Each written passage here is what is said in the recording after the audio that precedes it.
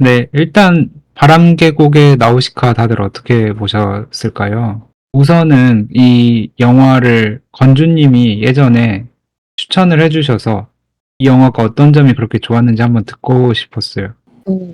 저는 그냥 지금 생각해 봤을 때 작가의 최고작 작업하는 사람의 최고작이라고 하면 약간 초반에 확실하게 그 아이덴티티가 드러나는 확 치고 들어가는 작업들 그리고 그게 무르익어서 고조돼서 주제의식이 잘 갈고 닦인 약간 기업이라고 하면 기업의 대표 서비스 같은 지브리라고 하면 딱 내세울 법한 주제를 그렇게 최고작 두 가지 방향이 있을 수 있다고 생각을 하는데 약간 이거 전자 같다라는 점에서 음, 하는 것 같습니다. 후자는 뭐 이따가 얘기가 나올 수도 있겠지만 생과치로 정도라고 생각하고 그래서 그런 점에서 이거를 많이 감명 깊게 봤었던 것 같아요. 그리고 보자마자 좀 이거 초기작 같다라고 생각했는데 아니야 다를까 연도를 보니까 굉장히 초기더라고요. 그래서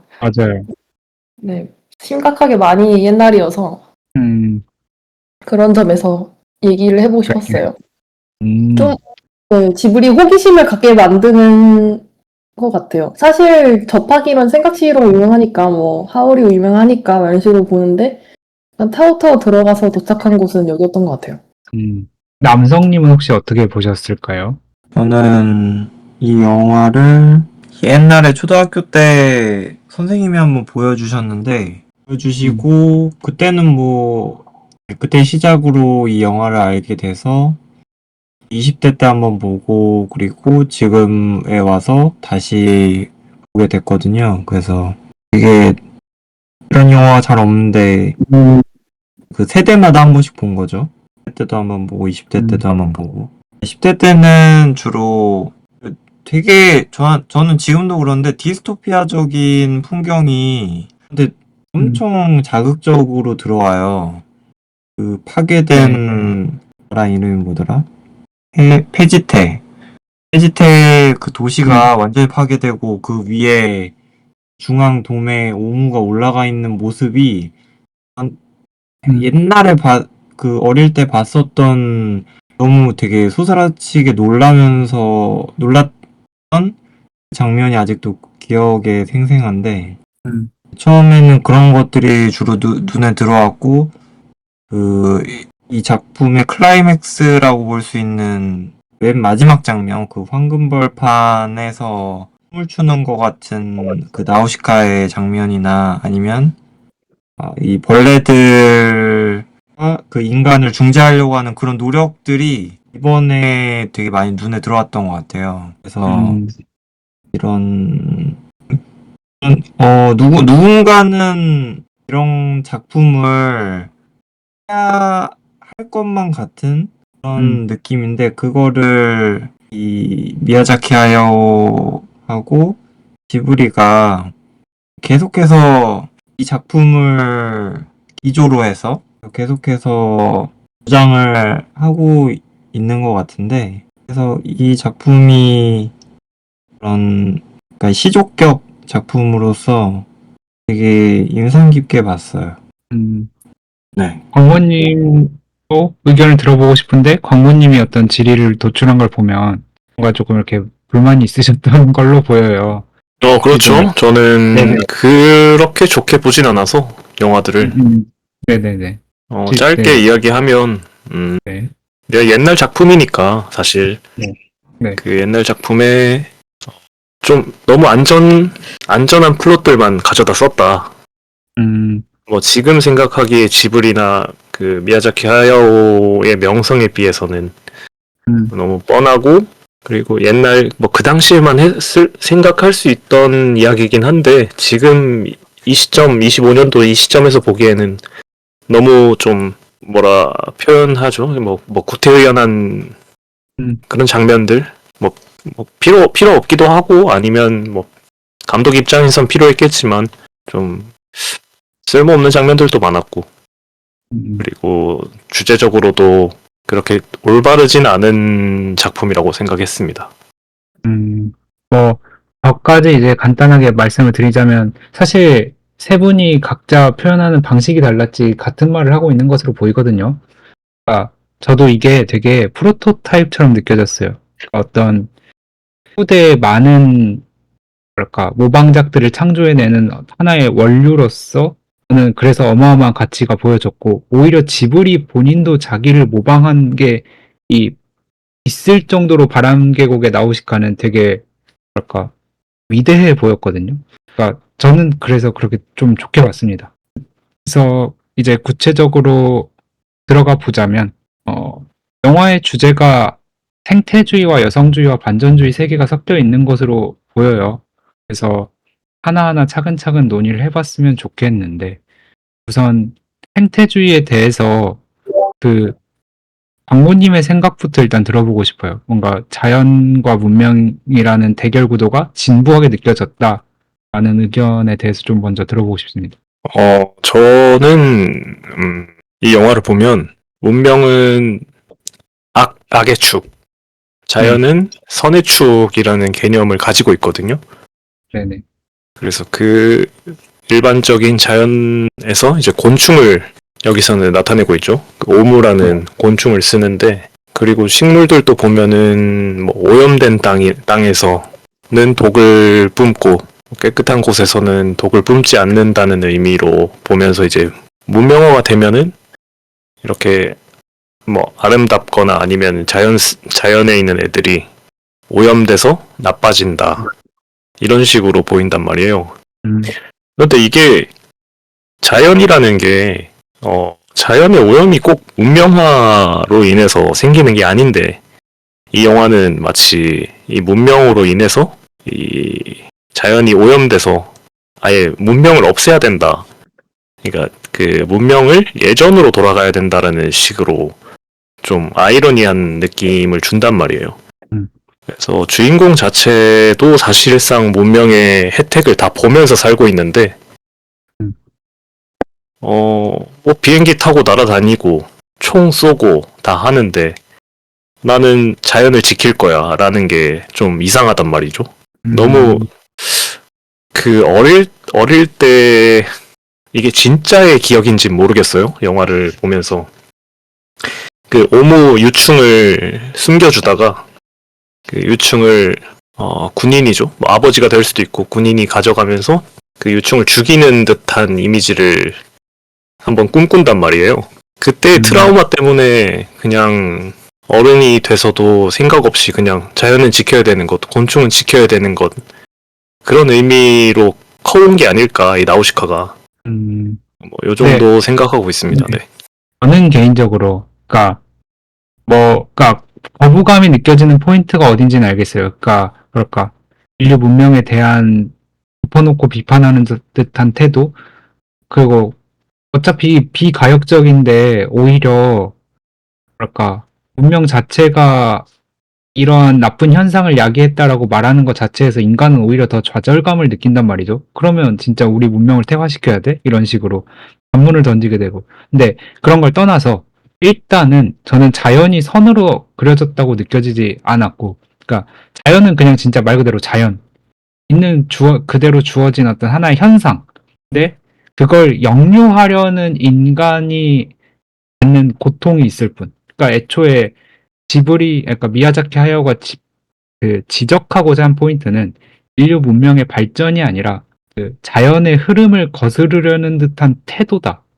그러니까 그것이 꼭 문명이라는 게 아니에요. 그러니까 융화하지 않으려는 태도나 이런 것들도 다 역류하려는 시도들이고, 그러니까 자연을 내 발 아래 두려는 어떤 시도들을 지적한 것처럼 보이지, 이게 우리 문명 자체가 잘못됐어, 나빠라고 표현한 것 같지는 않아 보였습니다. 저는.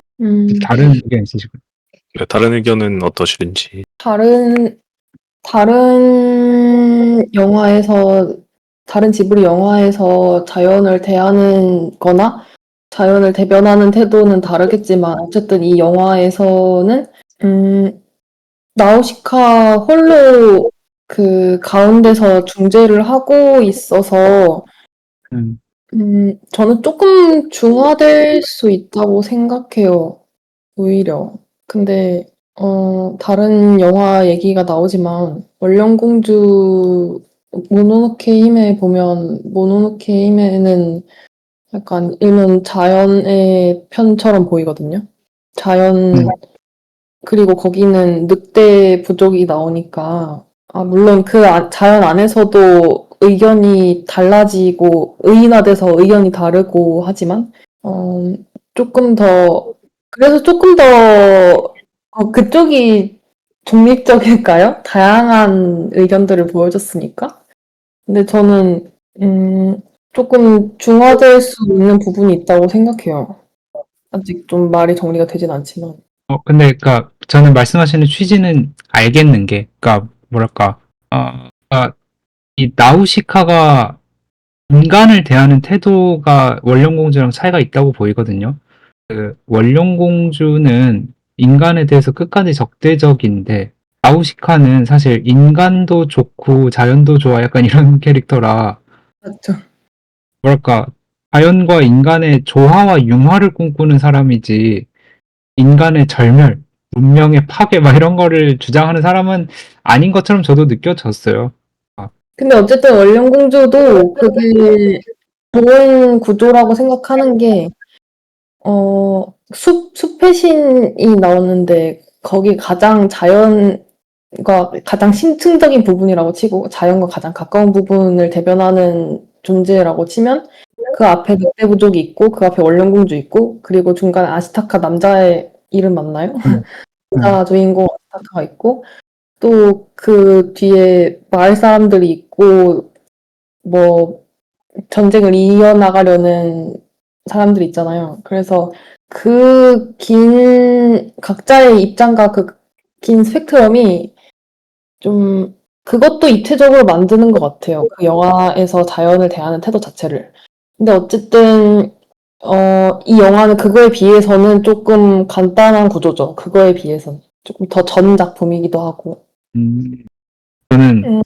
원령공주보다 나우시카가 조금 더 복잡하게 봤는데, 그러니까 거기서는 원령공주는 말씀하신 그 사슴신이 되게 절대적인 존재로 나오고 다 때려 부시고 인간이 막 도망가고 이런 오히려 그쪽이 더 대결 구도처럼 보였고 여기는 이 뭐랄까 자연이란 무엇인가 진정한 강함이란 이번에 나오지만 이란 무엇인가라는 어떤 통찰에서 이 각자의 입장을 이해하는 감수성이 진짜 강함이야라는 어떤 개인적 철학에 입각해서 이거를 다 아우르고 중화하려는 듯한 그 태도와 시도들은 굉장히 고차원적으로 느껴졌거든요. 저 원령공주는 어쨌든 자연 대표가 사슴신, 인간 대표가 네, 에보시 맞아요. 고젠, 그 여성 리더가 에보시 고젠인데 네. 그 앞에 이제 대리인 같이 중재인 같이 그 원령공주 산하고 아시타카가 나중에는 이제 화합하는 것처럼 보이죠. 나우시카가 혼자 이렇게 사이에서 중재하려고 하니까 네. 그런 차이가 좀 있긴 하지만 저는 어쨌든 그 두 원령공주가 생각이 났는데 그 두 영화가 말하고자 하는 게 비슷해 보이고 그리고 제가 아까 이제 말씀하신 거를 들으면서 이제 생각이 났던 거는 그 생태주의라는 게 네. 자연 중심주의는 아니에요. 모든 맞아요. 생명이 평등해야 한다는 이념이거든요. 맞습니다. 그 이제 그런 이념이기 때문에 생태주의라는 거는 사실 인간과 자연을 동등한 위치에서 보고 서로가 서로를 존중해야 한다는 그런 의미로 미야자키 하야오가 쓴 거 같고 음. 그리고 이제 원령공주도 마찬가지인데 두 영화에서 이제 영화의 내용상 인간을 그렇게 뭐랄까요? 강한 존재라고 해야 될까요? 강하고 비판받아야 하는 존재? 그 빌런 뉘앙스로 그렸다기보다는 그들 나름의 이유를 가지고 행동하는 그런 주체로 그려진다고 생각을 하거든요.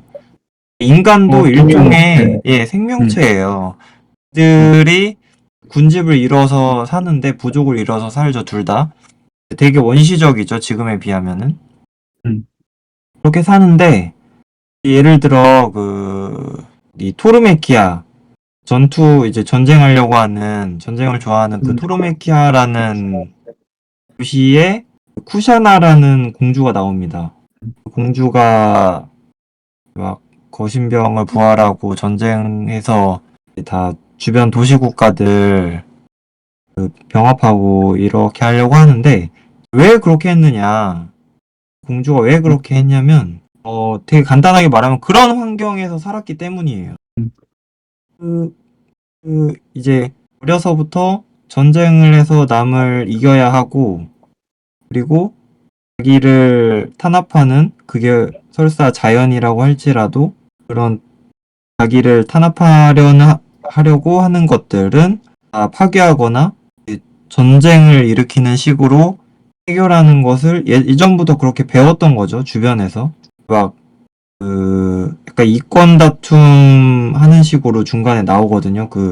거신병 알을 본국으로 원래는 옮겨야 되는데 옮기지 않죠. 그게 이제, 저도 영화에서 정확히는 그런 장면이 나왔는지 모르겠는데 어떤 이권 다툼이 있는 것 같아요. 공주니까 뭐 형제나 남매가 있을 수 있겠죠. 그들하고 어떤 다툼이 있든 정치적인 뭔가가 있을 수 있겠다고 생각을 하는데 어쨌든 인간 중심적인 태도는 파괴적인 그런 태도들은 어쩌면 무지에서 나온 게 아닐까? 그런 생각을 합니다. 적으로 가면은 이제 나우시카처럼 결국에는 우리가 자연하고 같이 존중하면서 살아야 되는구나 하는 거를 깨달은 건 사실 나우시카 혼자였는데 그 이외의 인물들은 거기까지는 이제 생각의 폭이 넓혀지지 않은 거라고 생각을 해요. 그래서 그런 군상들이 나오지 않았나 그런 생각을 합니다. 정리를 해드리자면은 기본적으로 환경주의와 생태주의가 차이가 있고 환경주의라는 것은 우리 인간의 어떤 기술력과 문명의 이기를 바탕으로 오염되어가는 환경을 다시 복구하자라는 어떤 하나의 철학적 사조고 생태주의는 말씀하신 것처럼 모든 생명체는 평등하고 동등하다는 관점 하에서 서로 인간이든 자연이든 이렇게 동등해야 된다라는 관점인 거거든요. 생태주의가 좀 더 레디컬한 아이디올로지예요.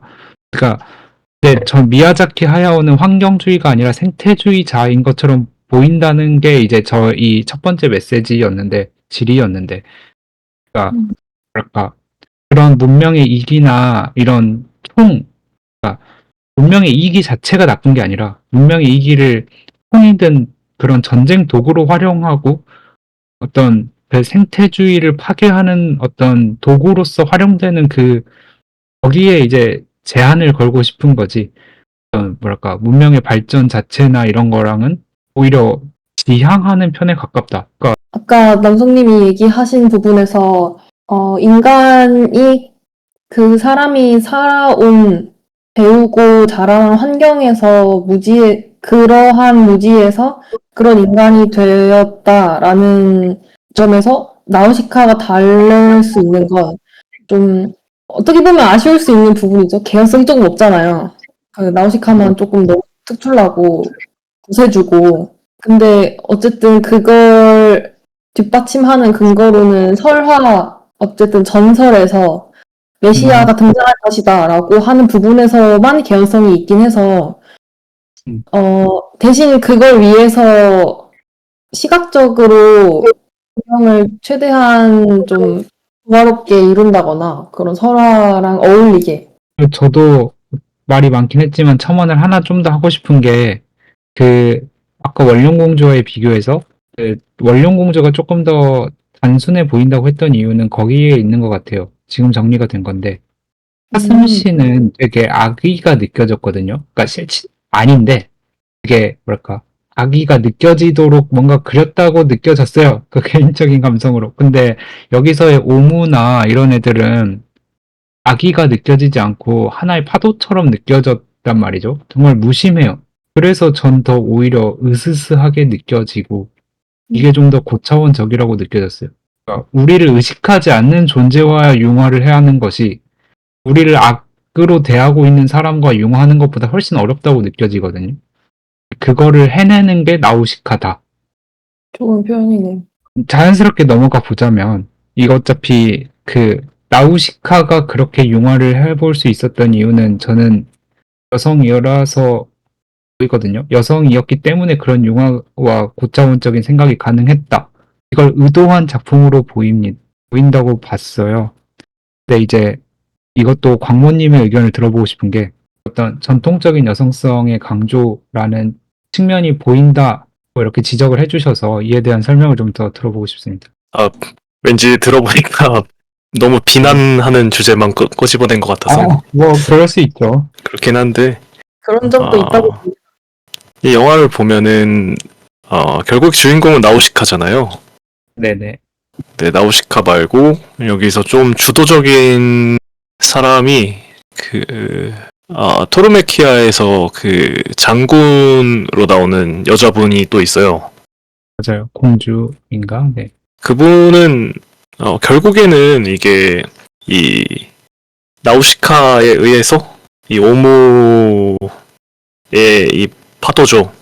그거를 막아내는 게 이 설명이 좀 어려운데 좀 진취적이고 앞에 나서서 이 남자들 뭐 여기서 쉽게 생각하면은 남성의 역할이죠. 총을 쏘고 칼을 휘두르고 전쟁을 하는 걸 이제 그쪽 토르메키아의 이제 그쪽 장군 뭐 공주 그분이 똑같이 하는데 실제적으로 마지막 모든 걸 이뤄내는 건 나우시카인데 이 나우시카는 후반 가서는 어느 순간 다 뭐 평화의 메시지, 뭐 포용 이런 식으로 간단 말이죠. 약간 저희 전형적으로 말하는 어머니의 이미지.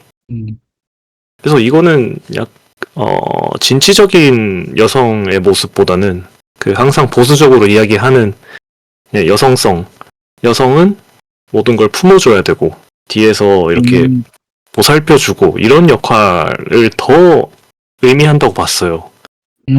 그래서 이게 이 영화 자체가 전통적인 여성성을 더 강조하는 게 아닌가. 그죠. 남성이 사실은 융화를 유도할 수도 있고 포용할 수도 있는 건데 그러니까 여성이 그런 소위 말씀하신 것처럼 남성의 역할을 수행했으면 조화와 융화를 이뤄내는 건 남성일 수도 있는 건데 이것도 하필 또 여성이야. 그러니까 원래 여자는 좀 더 모성애가 있고 다 이렇게 대결 구도보다는 그런 거에 더 강하잖아. 이런 전통적인 성 역할에 국한된 롤여다. 네, 그런 이미지가 있죠. 초반에는 그 아버지에게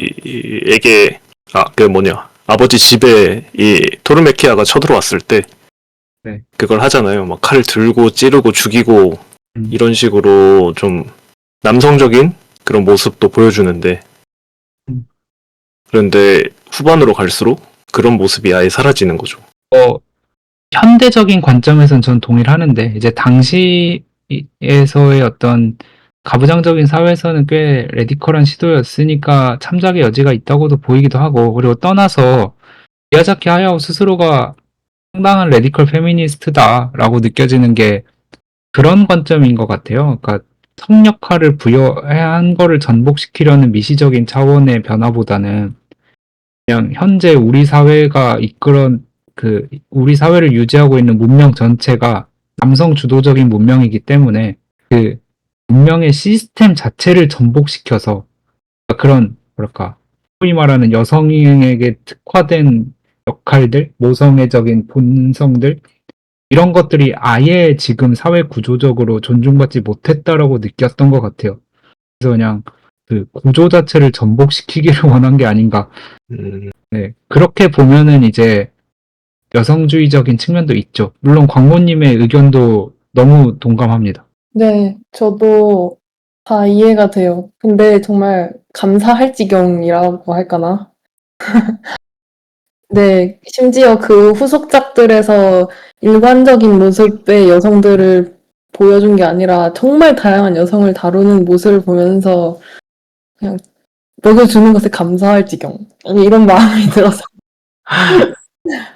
제가 공유드렸던 논문 중에 하나가 이 미야자키 하야오의 여성 그 캐릭터들을 분석한 글이었는데 되게 다양한 말씀하신 것처럼 유형이 있더라고요. 뭐 스타형, 모험가형, 뭐 이런 식으로 그 중에 하나는 그런 포용자형이었나? 되게 그런 따스한 느낌의 캐릭터도 있고 막 진짜 유형이 다양하더라고요. 근데 당연히 나우시카는 투사형이었고, 근데 그런 걸 보면 그런 건준이 말씀하신 것처럼 여러 방면으로 일관된 메시지를 그렇게 표현한 것 자체는 어쨌든 대단한 일이다. 그렇죠. 이게 초기작 나우시카 이후로는 말씀해주신 대로 이제 성적 그 고정관념을 벗어난 작품들이 많잖아요. 네네. 거의 모든 작품에서 여성 주인공들이 이끌어가는 느낌이니까. 음, 그리고 이 작품은 너무 초반이라 지브리 작품으로 치진 않더라고요. 지브리 스튜디오가 맞아요. 생기기 전이니까. 맞아요. 그렇더라고요. 혹시 남성님은 다른 생각 있으실까요? 현대적인 관점에서 보면 성 역할이라는 게 존재하지 않는다는 그런 관점에서 봤을 때는 그냥 네. 양쪽 굳이 자연 측이라고 하겠습니다. 굳이 자연 측에 나우시카가 있고 이제 그 반대 인간 중심적인 입장에 쿠샤나가 있고 뭐 그래서 딱히 이 여성성에 대한 편견을 일으키는 건 아니지 않을까? 그런 생각을 합니다. 쿠샤나가 어떻게 보면 남성적인 역할을 받은 거거든요. 그런 성 역할이라는 걸 있다고 치면은 고전적인 성 역할의 관점으로 봤을 때. 그래서 그냥 두 여성 리더를 각각 그 서로 반대되는 역할을 받은 게 아닐까. 그래서 그렇게 그냥 생각합니다. 그냥 가볍게 물어보고 싶은 질문인데, 만약에 여기 계신 이제 저 포함해서 네 분이 여성주의를 주창하고 싶은 사람이라면 어떤 캐릭터를 더 주인공으로 내세우시겠어요? 그러니까 어떤 소위 말하는 전통적인 여성성이 강조된 나우시카를 전면적인 주인공으로 내세우는 방식이 더 타당해 보이는지, 아니면 성 역할을 전복시킨 그런 되게 터프하고 카리스마 있는 캐릭터를 내세우는 것이 더 타당해 보이는지. 제가 만약에 이 여성주의를 만약에 주창하는 사람이라면 네네. 이 영화에서는 도리어 이름이 생각이 안 나네. 그 할머니 있죠, 할머니. 네. 그 예언자. 네. 예언자 할머니 벽화에 있는 그 메시아만 하염없이 기다리는 음. 이제 그분 중심으로 영화를 만들 것 같아요. 어. 그래서 그냥 하염없이 기다리는 사람은 결국 이뤄내지 못하고 오히려. 네. 그러니까 나우시카나 크샤나처럼 어떻게든지 행동을 하는 여성이 이뤄낼 수 있는 거를 이제 지켜만 보는 거죠. 아, 좋은데요? 네, 네, 일종의 그래서 반면교사처럼 내세워서 여성주의를 주창한다. 그렇죠. 맞아요. 괜찮은데요?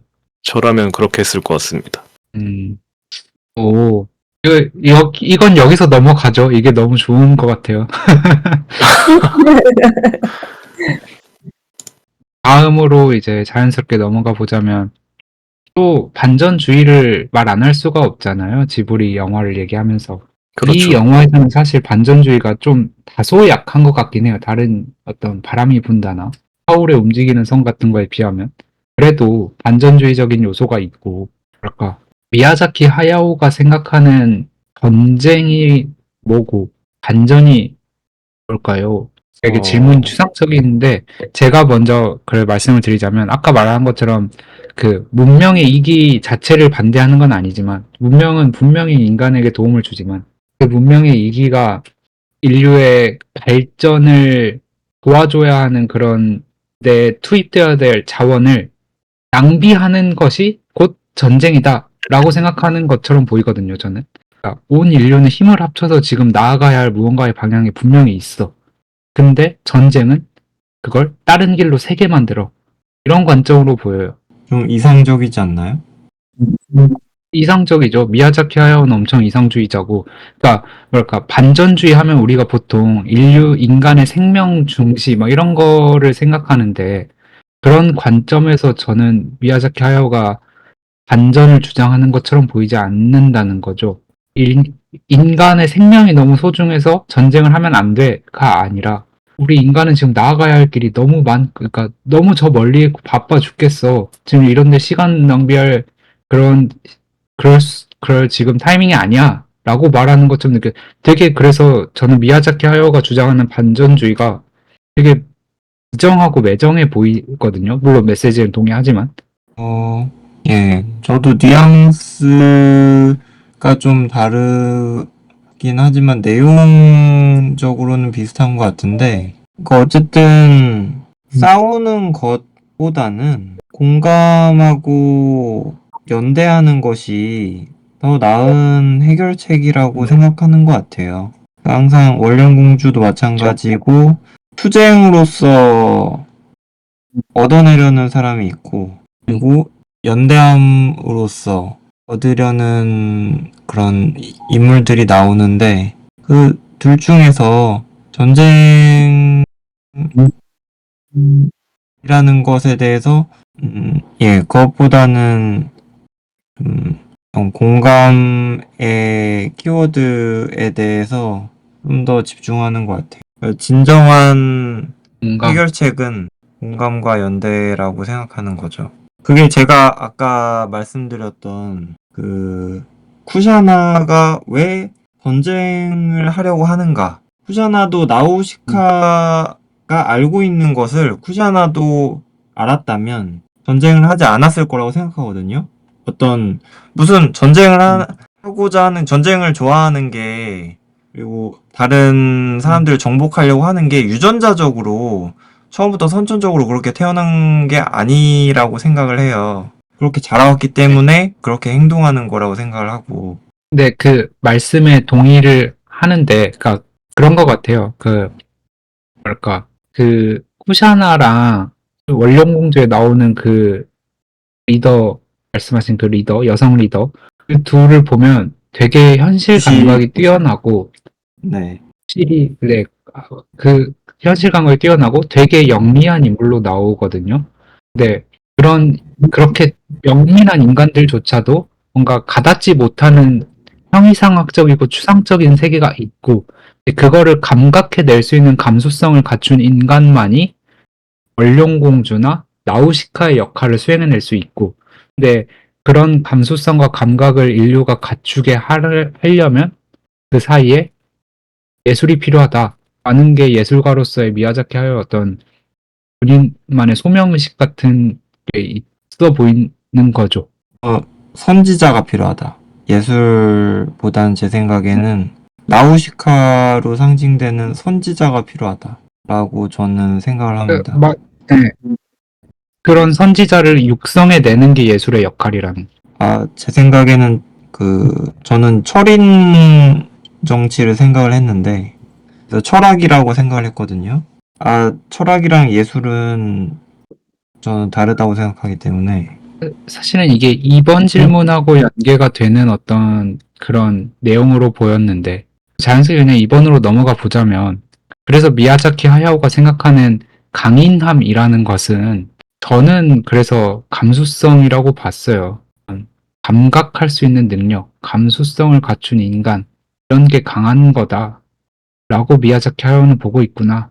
네, 동의합니다. 이게 이분의 생애를 생각해서도 보면은 이분은 뭐 생태주의, 뭐 반전주의 이런 것들을 매 작품마다 보여주잖아요.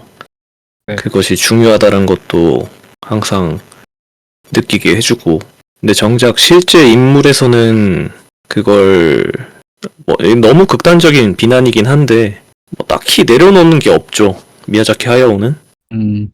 나는 이런 군국주의였던 일본의 과거, 그리고 아버지가 뭐 군수 공장을 해서 돈을 벌었던 거에 대한 과거, 그리고 뭐 어머니가 아픈데 뭐 잘 해주지 않았던 아버지에 대한 뭐 미움 이런 것들을 그 영화적으로 표현은 하는데 실제로 자기가 내려놓은 건 하나도 없거든요. 돈은 그대로 가져가고 유산 받고 다 썼죠. 그러니까 실제로 자신은 그거를 하지 않은 거에 대한 자기 성찰을 영화로 보여주는 거죠. 내가 실제로 하고 싶었던 거는 이 영화 속에 있는 주인공들처럼 살고 싶었다. 그래서 이제 각자의 주인공들이 하는 행동들이 진짜로 강함이고 이게 삶을 이끌어가는 옳은 방향이다 라고 이제 메시지를 주는 거죠. 이게 발제해 주신 내용처럼. 그러니까 자신은 못했던 걸 미래의 청년들이나 앞으로 태어날 사람들은 해줬으면 하는 그런 메시지인 것 같아요. 맞아요. 후대한테 분명히 무언가 남기고 싶은 게 있어 보여요. 확실히. 좀 섞여 있죠. 위선적인 행동일 수도 있고 자기 성찰일 수도 있고.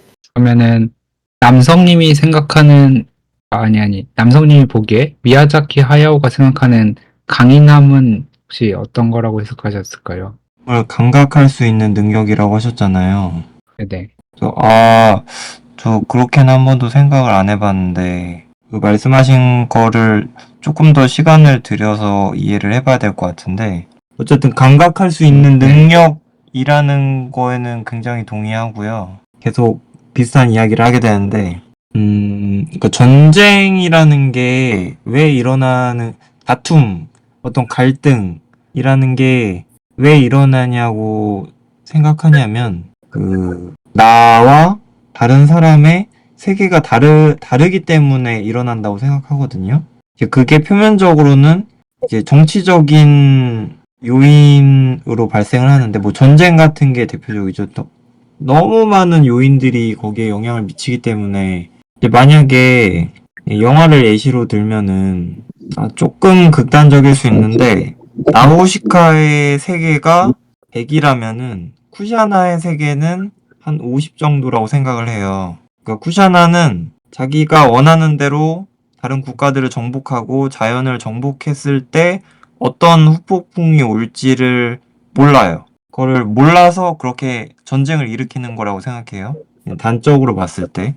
그래서 만약에 나우시카와 쿠샤나의 세계가 똑같고 서로의 생각을 이해하고 공감할 수 있으면, 그러니까 이해와 공감한다는 거는 서로의 세계가 어느 정도 비슷하게 된 거라고 생각을 하고, 이걸 제가 아까 말한 수치로 말하자면, 쿠샤나의 원래 그 수치가 50이었다면, 나우시카의 세계관을 이해함으로써 뭐 80, 90 이렇게 되겠죠. 그러면은 전쟁을 선택하지 않을 거라고 생각을 해요. 그래서 결국에 남성님은 계속 반복하듯이 결국에 자신의 이해의 지평이 어디까지인지에 따라서 사람들의 선택이 달라질 거다. 결국 정보의 총량의 문제, 내지는 인식의 문제다. 더 나은 해결책이 이해와 존중, 배려이기 때문에 그렇게 선택을 한 것이지. 만약에 전쟁이 더 좋은 결과를 이끌어낸다. 그럼 전쟁을 했겠죠, 나우시카가. 그렇게 생각을 합니다. 남성님도 어쨌든 감각하는 능력이 중요하다라고 말씀하신 거에 동의한다는 측면이 뭔지 알겠어요. 그러니까 50에서 80이든 90이든 넘어가려면은 어쨌든 그 한계선을 넘어갈 액이라든지 그런 역량이라든지 감각할 수 있는 능력 같은 게 있어야 되는 거고, 이런 것들을 많이 갖추고 있는 사람일수록 그 지평이 점점 넓어질 거니까 더 이상적인 선택지를 근접한 어떤 정답을 내려갈 거고. 그 능력을, 그 수치를 올리는 방법은 다른 주변에 있는 것들의 세계관을 이해하고 공감하려는 데서 시작을 한다고 생각하고, 그래서 나우시카가 더 강인하고 더 인내심이 많다고 생각해요. 어떤 극 중에서도 많이 나오지만 자기가 피해를 입는 걸 두려워하지 않거든요. 자기가 희생하고, 그게 이제 거기에서 나오지 않나 그렇게 생각을 합니다. 건주님이 보시기에는 강인함에 대한 이미지가 있을까요? 미야자키 하야오가 그려낸. 지금 얘기 되게 인상 깊게 듣고 있었어요. 비슷한 결일 것 같기도 한데요.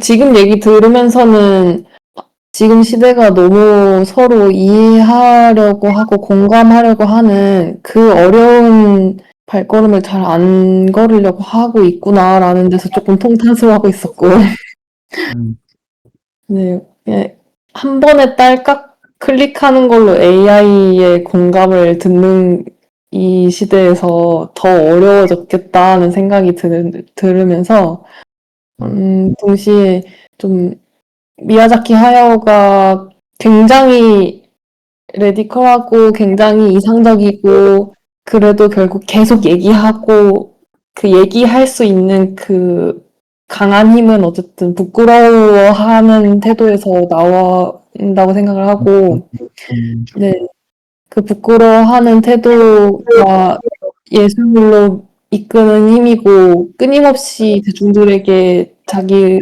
정체성을 보여주는 측면이라는 점에서 좀 사랑스럽게 느껴지는 것 같아요. 부끄러워하는 태도에서 강인함이 나온다.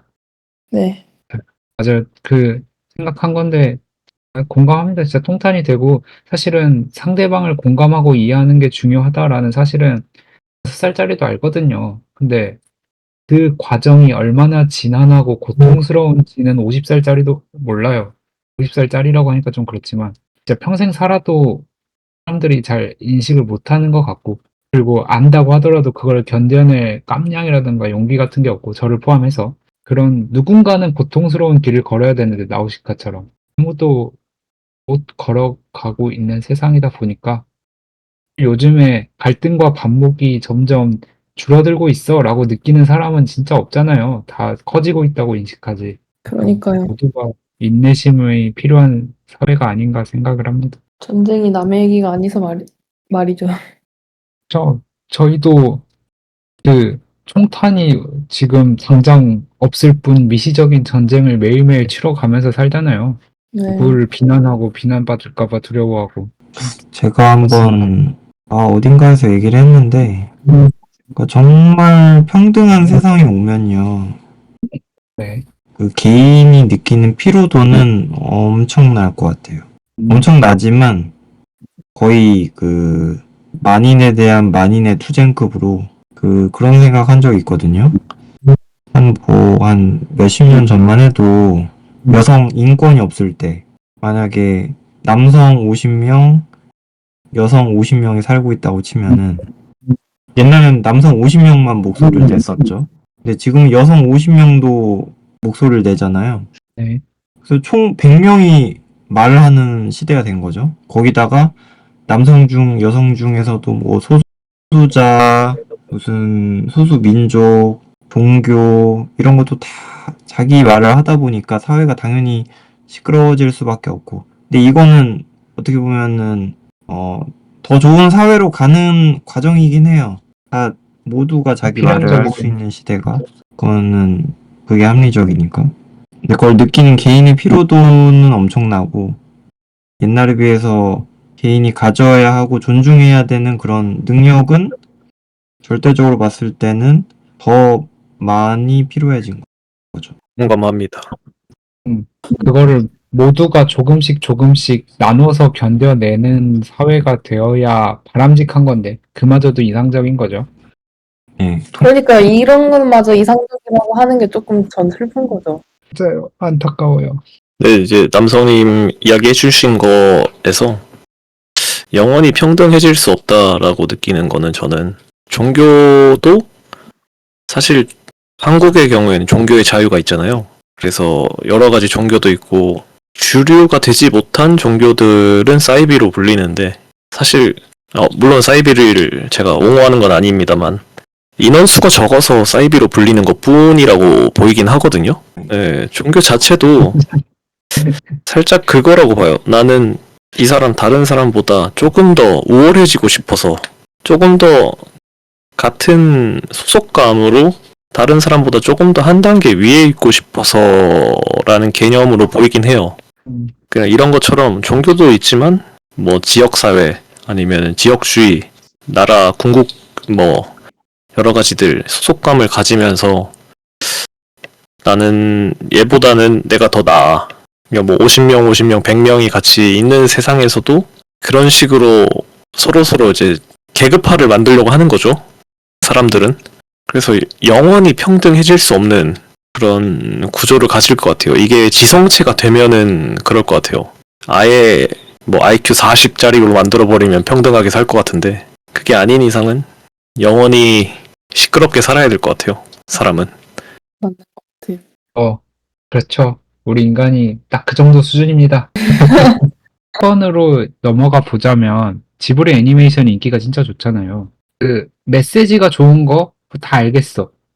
근데 어떤 상업 영화로서의 미학적 가치도 인정을 받았으니까 어쨌든 이런 전 세계적인 인기를 끌었다고 보이는데, 그러니까 어떤 점이 그렇게 좋으세요? 그러니까 솔직히 말하면 조금 꼬름한 질문이죠. 그 정도인가 싶은 부분이 있는 거죠. 막 다른 포켓몬 차라리 이런 것들은 귀염귀염하고 그 어떤 그 IP가 확실하고 정확한데 지브리의 미감이 그 정도인가요? 어떠세요? 미감. 사실 어떻게 보면 좀 그로테스크한 면도 있고 사실 되게 상업적이고 대중적으로는 저는 안 느껴져요. 철학적이라면 몰라. 그러니까 그런 거면 알겠어. 근데 이렇게까지 막 전 세계적인 인기를 끌 만큼 막 그런 어떤 미학적 가치가 있나? 만약에 있다면 뭐지? 라는 그런 생각이 들었어요. 저는 광고나 마케팅을 잘 쓴 것 같아요. 지브리가. 마케팅. 그 당시 보면은 이번에 전시를 갔다 왔잖아요. 그 아니메주랑 네네. 지브리 관련해서 갔다 왔는데 그때 느낀 점이 폭발적으로 이제 애니메이션의 인기가 커지던 시점이더라고요. 음, 그러니까 조금 더 이제 일본 사람들이 어렸을 때 보던 그런 만화들 이런 것들을 제대로 마케팅한 거죠.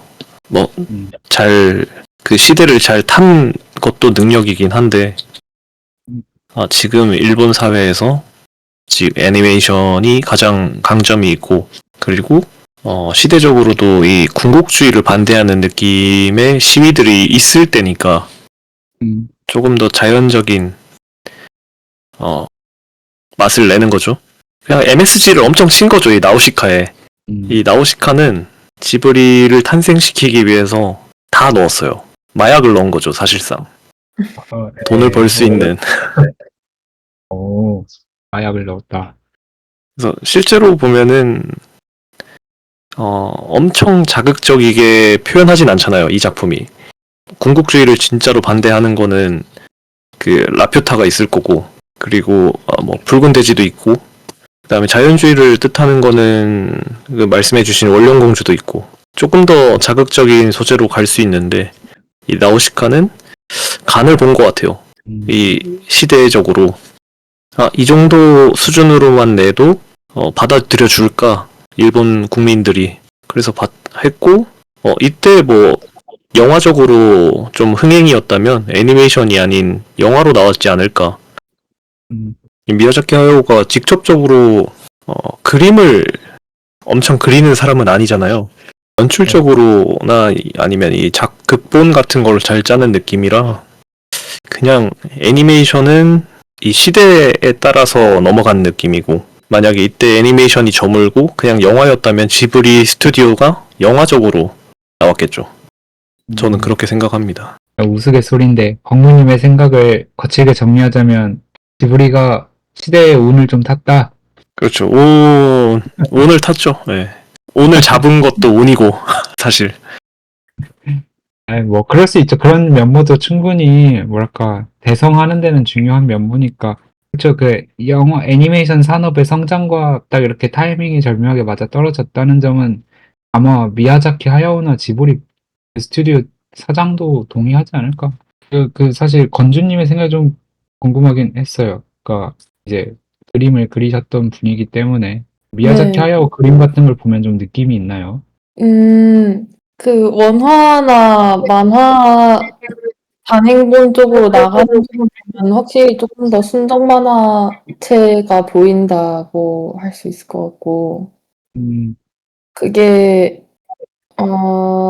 애니메이션 장르랑 합쳐져서 조금 더 그 순정 만화 특유의 레트로한 느낌이 남아있으면서 움직임을 위해서 어느 정도 덜어져 있을 수밖에 없고, 그러면서 조금 현대적인 감성에 통하는데, 그 뒤에 그걸 뒷받쳐주는 강력한 풍경 원화의 그런 점에서는 미학적 가치 자체도 확실히 있겠네. 네, 미학적인 가치를 굳이 시각적인데 조금 한정을 해서 얘기를 한다면 그런 점이 확실히 있을 것 같아요. 그리고 그 무기나 전투적인 것들이 가미가 되면서 힘을 더 받는 것 같아요. 하울에서도 엄청나게 아름답게 보여지긴 하지만 전투 장면과 무기 싸움 씬이 꼭 있고, 네, 그런 것들이 거의 다 섞여 있다고 보여져서, 그러니까 잔잔한 영화는 일단 제 머릿속에 잘 안 남아 있어서, 음, 네, 그런 것 같긴 하지만. 뭐랄까, 순정 만화체라는 데서 저는 좀 느낌이 왔고, 그러니까 순정 만화체라는 거는 기본적으로 진짜 대중 상업을 노린 그림체라는 의미로 해석해도 되는 거잖아요. 그럴 수 있죠. 그렇다고 치고, 어쨌든 당시 유행하던 어떤 그 미형의 캐릭터들과 저 순정 만화체를 들고 인물을 그리고, 대신 풍경은 거의 CG인 것처럼 완벽하게 그려버리면, 뭐랄까, 일반 순정 만화보다는 좀 더 훨씬 퀄리티 자체도 높을 뿐더러 그런 절묘한 감각이 통했다라고 보이네요. 네, 게다가 좀, 그런 말씀하신 전투씬 같은 게 있고, 그리고 뒷받쳐지는 철학적 메시지가 묵직하니까 되게 새롭게 느껴진다는 거죠. 아니, 인물은 순정 만화 캐릭터야. 근데 풍경은 너무 판타지야. 근데 철학은 무거워. 여기서 느껴지는 뭔가 이렇게 사지로 찢어질 것 같은 이 기묘한 감각이 너무 좋았어. 약간 이런 느낌으로, 음, 그런 게 사실 지브리의 매력이기도 하고, 실제로 우리가 느끼는. 네. 음, 그게 일본에서 가능하기도 하고, 어쨌든 사람은 모방의 수준이 높으면 그 음, 풍경 그림에서 그런 리얼리티가 높으면 일단 혹하는 측면이 있고, 배경 묘사에서는. 그리고, 사람을 데리고 영화를 찍었으면 찍었겠다라고도 볼 수 있지만 저는 아니었을 거라는 점이 일단 일본 사람이고, 그 시대의 일본 사람. 그리고 하고 싶은 얘기가 있을 때 그림으로 먼저 옮기는 사람이라면 사실 그림을 할 사람이라고 봐요. 음, 만화, 특히 미대를 진학하고 싶어 했다거나 만화를 그리려고 했던 사람들은 그 자기 안에 있는 얘기를 굳이 그림으로 꺼낸다. 이거는 네, 자기의 선택이라고 봅니다. 사람을 데리고 얘기하기 어려운 측면이 있을 것 같은데 그게 일본 사람이니까 더 그랬을 것 같아요. 환경이 엄청 좋잖아요. 만화 연재나 그런 걸 하기에. 옆집 철수도 만화 그려, 앞집 영희도 만화 그려, 이러고. 네, 잘만 하면 막 템프 같은데 연재하면은 승승장구해. 그러니까 조금 더 만약에 한국에서라면 절대 일어날 수 없는 일이었다고 생각해요.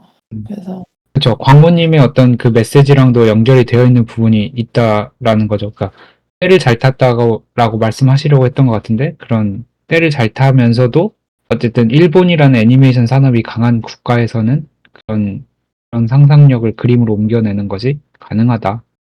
그런 어떤 일본의 모든 시스템과 문화와 장인 정신이 딱 모여서 만들어진 집약체가 지브리다. 그렇네요. 남성님은 지브리 그림 보면 어때요? 저한테 제일 사실 기억에 남는 거는 토토로인데 네. 제가 시골에 좀 환상이 있거든요.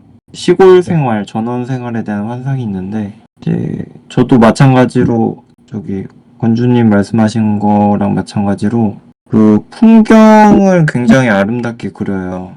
인물은 네. 제 생각엔 인물은 좀 그 하야오 뭐 지브리 특유의 좀 뭐라고 할까요? 좀 뭉개졌다고 해야 될까요? 그 원피스도 좀 인체 비율을 무시하고 그리잖아요. 약간 네. 그런 특유의 그림체로 그려서 그게 뭐 미형이라고는 할 수 없고 그게 귀엽다 요 정도지만 풍경은 좀 어떤 사람들의 마음에서 어떤 사람들한테는 그 안에 있는 마음의 환상 아니면은 노스텔지어 같은 걸 끌어내줄 수 있는 힘이 있지 않나 그렇게 생각합니다. 결국에 남성님도 그 지브리가 그려내는 풍경이 워낙 아름답기 때문에 했다. 예, 토토로가 진짜 진국이거든요. 그 먼지, 조그만 까만 먼지 나오는 거랑, 그리고 그 밤에 맞아요. 갑자기 나무가 쑥 자라는 장면이며, 주옥 같은 장면들이 많죠. 고양이 버스. 이런 거 너무 환상적이죠. 이제 뭐 저는 이 질문을 던진 자체가 처음에 이제 꼬로막에 삐딱하게 봤기 때문이다라고 말을 한 게 어렸을 때 봤던 지브리가 사실은 이렇게 어렸을 때 제 미학적 관점이 편협해서 그런 건데 이게 그러니까 기괴하고 무섭게 느껴졌던 것 같아요. 저는 지브리가. 그리고 제가 생각하는 판타지는 진짜 그 서양 판타지 뭐 약간 이런 느낌이 더 강했고 그래서 그런 고양이 버스 이런 거는 저한테는 되게 뭐랄까 난해하게 느껴졌달까 어렸을 때 그래서 좀 안 좋아했던 것 같습니다. 근데 설명을 들으니까 인기 있을 만하네라는 생각이 드네요. 있나요, 옛날에? 네? 미제를 좋아하셨나요?